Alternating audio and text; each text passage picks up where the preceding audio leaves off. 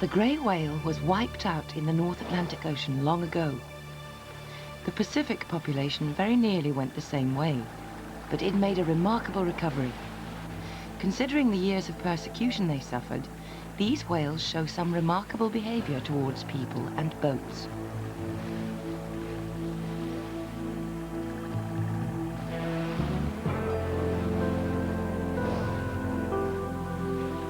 The grey whale's annual migration route up and down the densely populated west coast of North America makes it one of the best known of all whales. It is an ideal subject for study by whale watchers and by scientists. However, much of its behavior is still a mystery.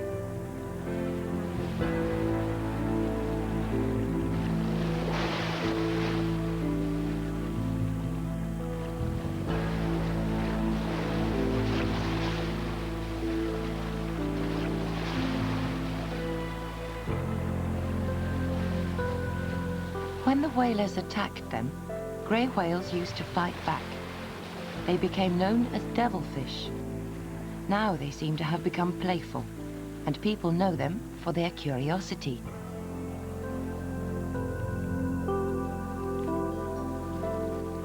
Grey whales suffered severely and very suddenly at the hands of the whaling industry.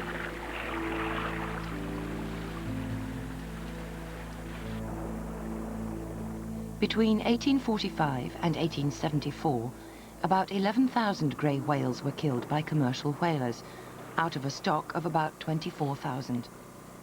The slaughter slowed down after that, but by 1946, when they were guaranteed protection from commercial whaling, there were only 4,000 grey whales left. Since they have been protected, they have recovered at an amazing rate. To update records of what they do, where they go, and how numerous they are, Dr. Stephen Swartz has tagged some of them with radio transmitters.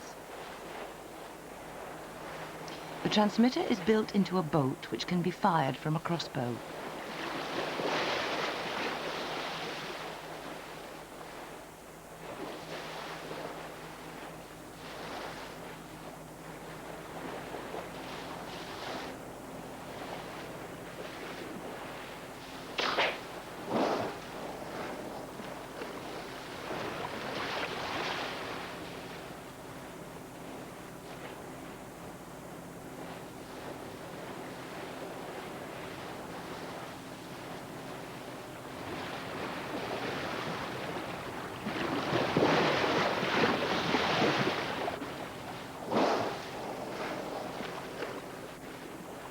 The whale has become accustomed to the sound of the ship's motor, and the marksman can get within range.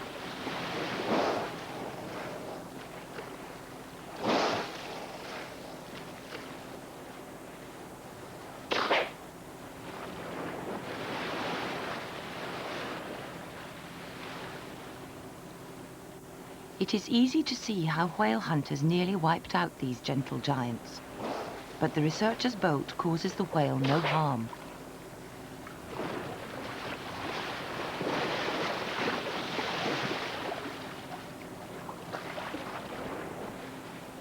Radio tagging has shown that the whales swim at an average 6 kilometers per hour day and night. The present world population is now estimated at about 23,000.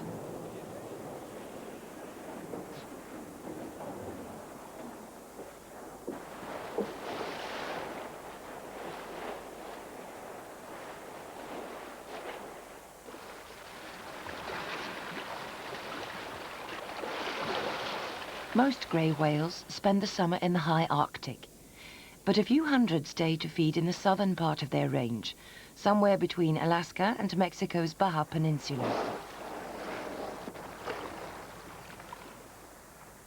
The grey is a baleen whale, which has filtering plates instead of teeth. It can feed at the surface or in mid-water, like humpback or right whales, but it can also feed from the bottom.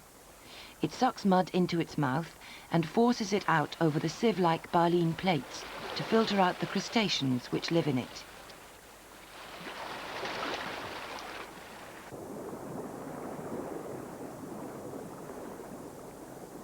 Studies on dead whales show that the baleen plates are usually more worn on one side of the mouth than on the other. Also, the same side of the head has fewer barnacles. This suggests that individual whales are either right-handed or left-handed, with the majority using the right side of their faces to feed.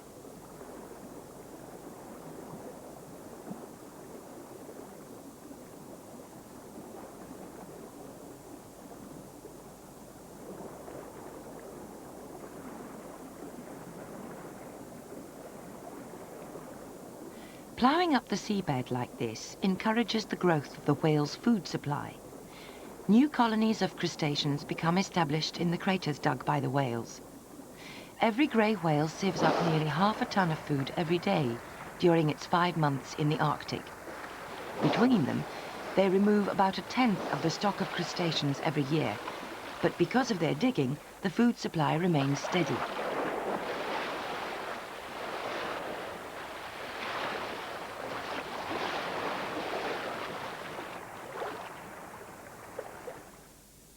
The first people to hunt grey whales were the northwest coastal Indians and the native people of Siberia. Their hunting weapons were simple but effective. The head of the harpoon was made from the shell of a large mussel, which was designed to be socketed onto a shaft. The blunt barbs were made from elk antlers, and the rope from cedar bark and sinews. They probably wounded more whales than they could land. It could take 4 days to drag a whale ashore, using 2 or more canoes.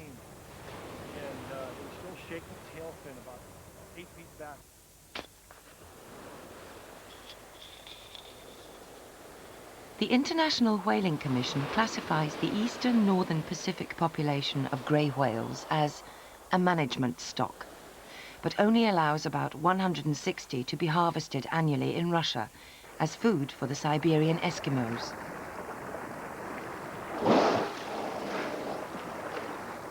Grey whales migrate along the continental shelf of the west coast, southwards for 8,000 kilometers, from the Arctic Ocean to the Baja Peninsula in Mexico. The pregnant females lead the way, and the juveniles bring up the rear.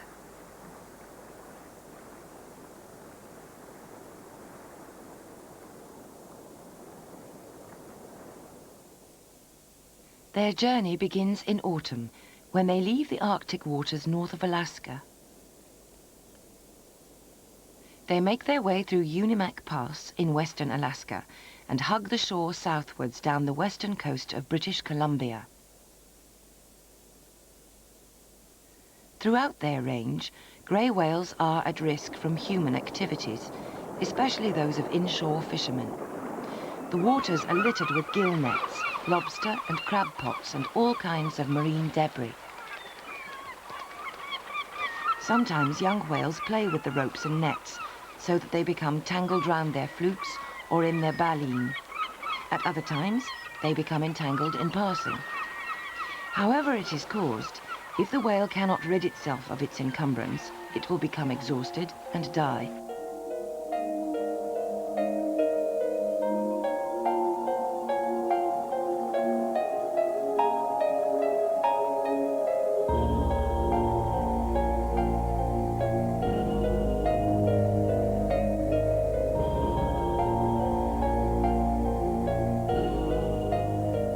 Other threats to the whales resulting from their migration so near to the shore include disturbance by shipping and by offshore drilling for gas and oil.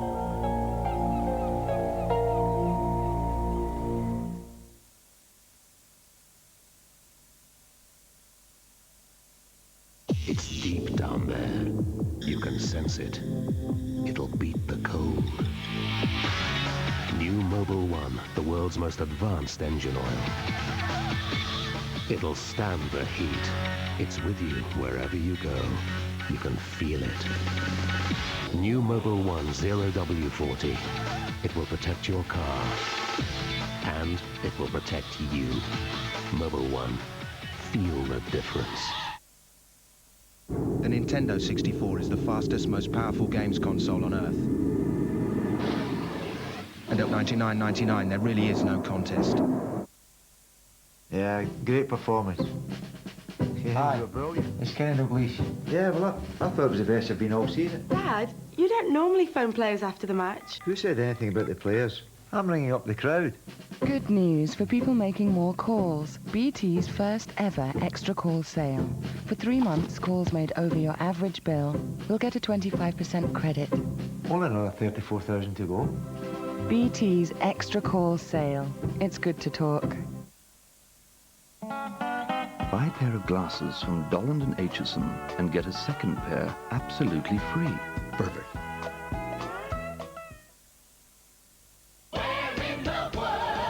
For us computer fans, PC World has got the lot. Britain's biggest choice. All at the low, low prices we like. Plus expert advice and upgrades. In-home installation to get you started. And 24-hour helplines. Any questions, just ask. That's what we're here for.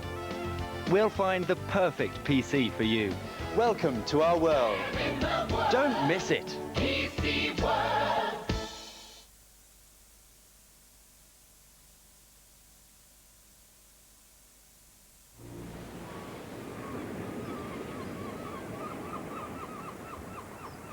Whale watching is a popular pastime all along the route, from Oregon to Mexico.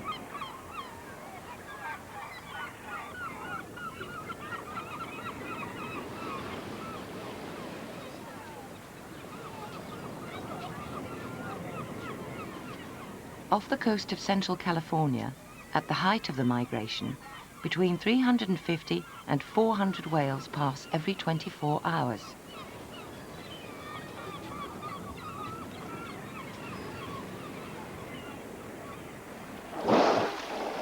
The whales move steadily at between 3 and 4 knots.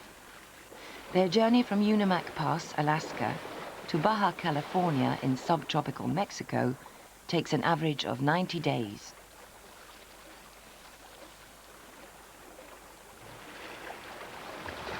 Opposite the coast of Southern California, where the sea bottom has deep troughs and there are numerous small islands, the whales move away from the shore, coming closer in when they reach the Mexican border.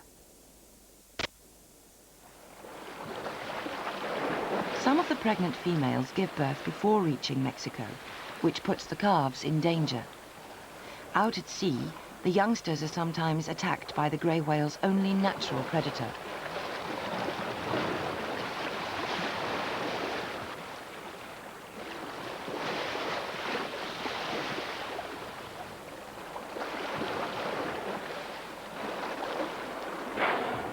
Killer whales, which are also called orcas, are now known to be intelligent social animals with a well-developed family life.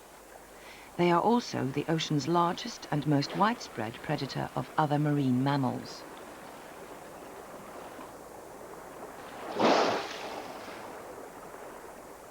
Grey whale calves are defenseless and easy prey for orcas. If recorded orca calls are played back underwater, grey whales retreat from the sounds.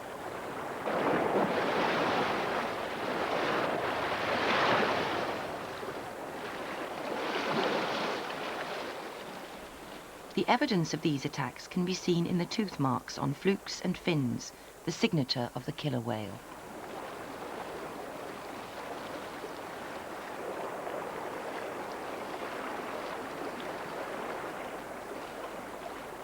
Most of the grey whales arrive off the coast of Baja California in late January or February. They head inshore at a place where warm, shallow lagoons reach deep into the desert. These are their traditional sanctuaries, where individual females give birth and mate in alternate years.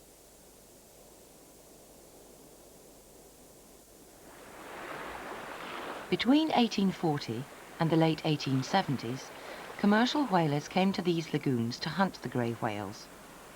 Charles Scammon, a whaling captain who later turned naturalist, commemorated the scene in his classic book on marine mammals. He was among the first to take his ship through the breakers and into the lagoon, where his crews wrought havoc among the mothers and their calves. They used to harpoon the calves first, so as to lure the mothers within range.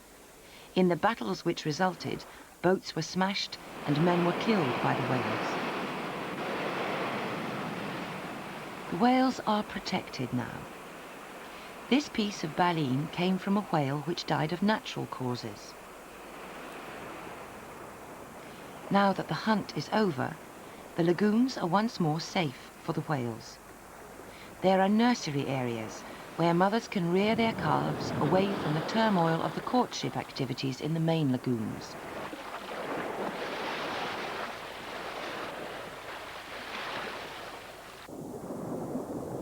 In 1972, the Mexican government declared Scammons and Black Warrior lagoons national whale sanctuaries. In 1979, a third lagoon, Laguna San Ignacio, was added to the list. From mid-December to mid-March each year, fishing is banned or restricted so that the whales are left undisturbed.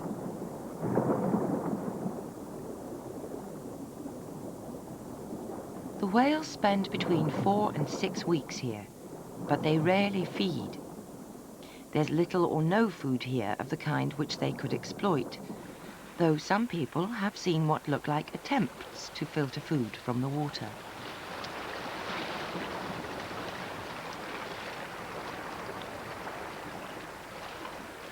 All whales have a few vestigial hairs, reminders of their descent from land mammals. Grey whales have a line of bristles along the lower jaw and a few on the head. It's not known if they have any significant function.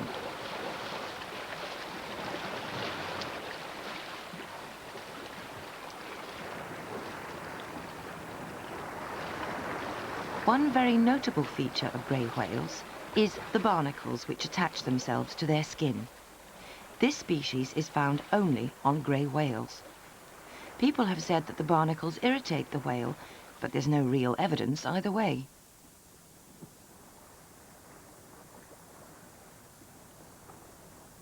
Among the barnacles, every whale carries hundreds of whale lice, crustaceans which feed on the damaged skin. Opinions differ, but some scientists maintain that the lice eventually cause the barnacle to drop off, thus doing the whale a favour. Pale whitish patches on the skin of the head are the scars where old barnacles have dropped off.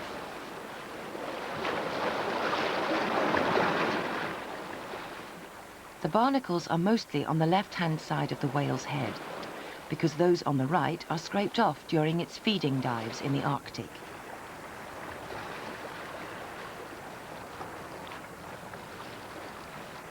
The lagoon waters are swarming with barnacle larvae, and the calves become infested with barnacles by the end of their first month.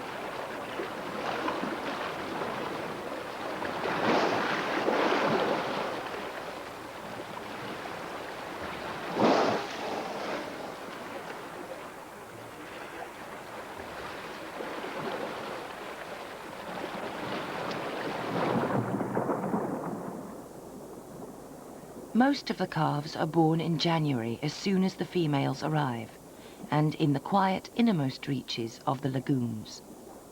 They stay very close to their mothers for the first few months, but here in the lagoons they are sheltered from rough seas, as well as from sharks and killer whales.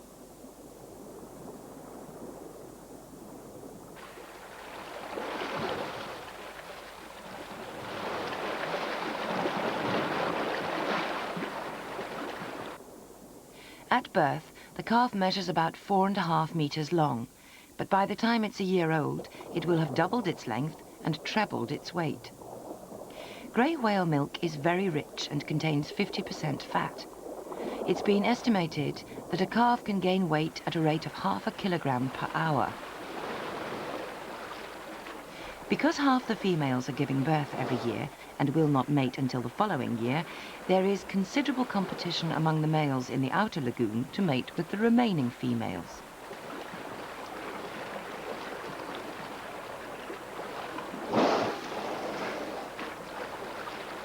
It is important that the females mate early in the season, so that next year's calves will be born as soon as possible after their mothers arrive at the lagoon. Pregnancy in grey whales lasts between a year and 13 months.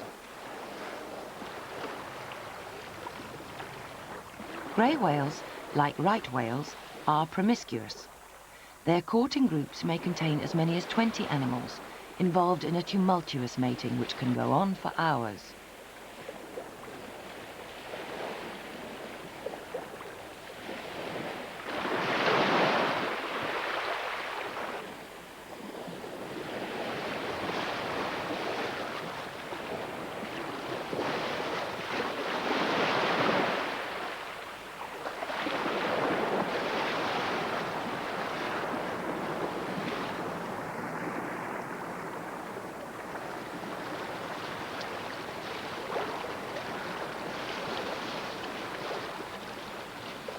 The spectacle of whales at close quarters has become a multi-million-dollar business in the last 10 years, making it more profitable than the old commercial whale fishery.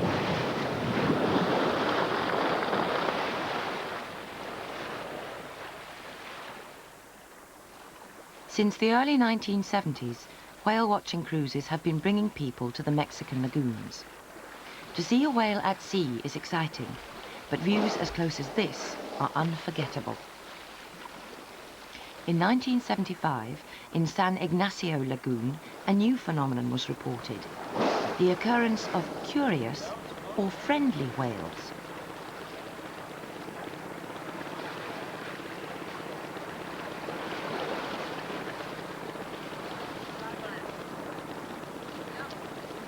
Some of the whales deliberately swim close to small boats and even hold out their heads to be patted.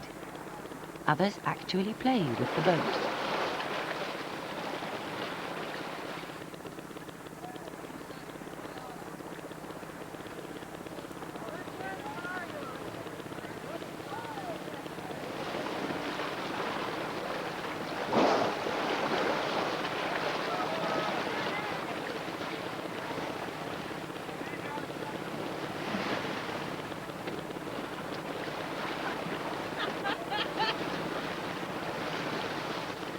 It's hard to believe that these were the animals which wrecked Scammond's whaleboats and killed his men. They must have been terrified and desperate.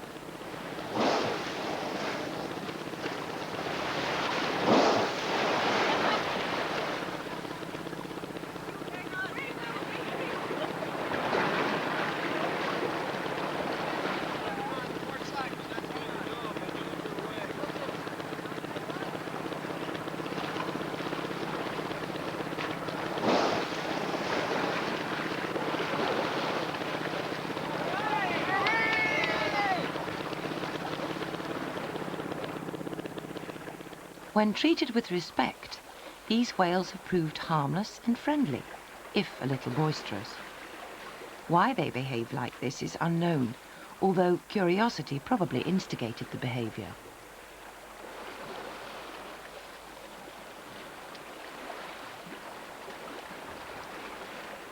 In February, pregnant females, males and immature whales begin to leave the lagoons to start the journey north.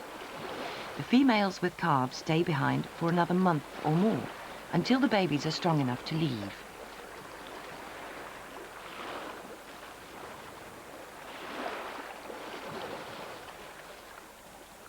The females are thought to try to prepare their offspring for the journey by leading them into the tide races at the mouth of the lagoon. It's as if they were forcing them to swim hard in order to get them fit enough to cope with ocean currents and rough weather.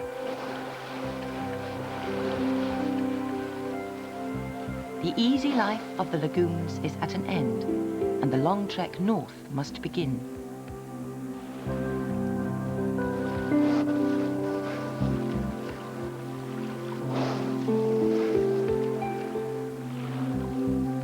Still playful, the calves follow their mothers out to the open sea, heading for the first time towards the icy north.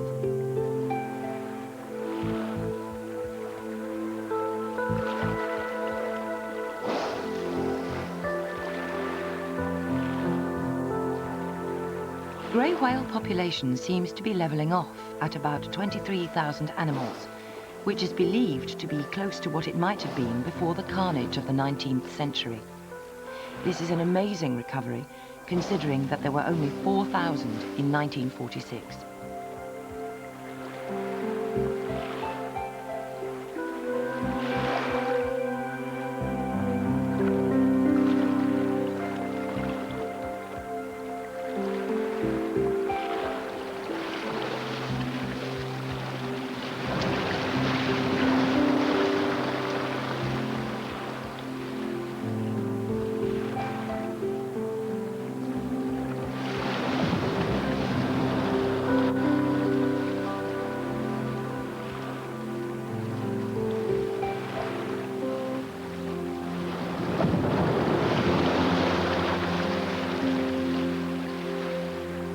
grey whale is still threatened by pollution and by disturbance from human activities at sea. Only when they too have been brought under control will the future of this curious whale be secure.